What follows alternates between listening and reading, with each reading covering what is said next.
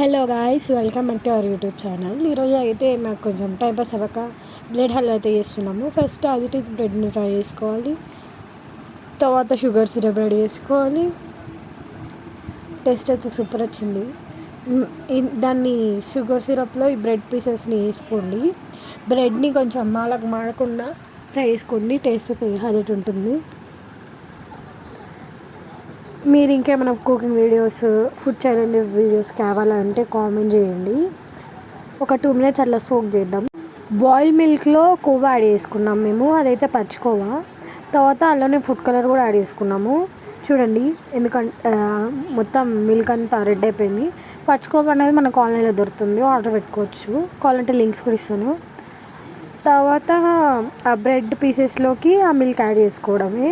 ఒక 10 వాటిని అలా సోక్ చేసుకోండి. మేమైతే అది సోక్ అయ్యే వరకు ఆగలేము, తినేసాము. దాని మీద ఇంకా కొంచెం అది వేసుకోండి. వాటి లింక్స్ అయితే నేను పెడతాను.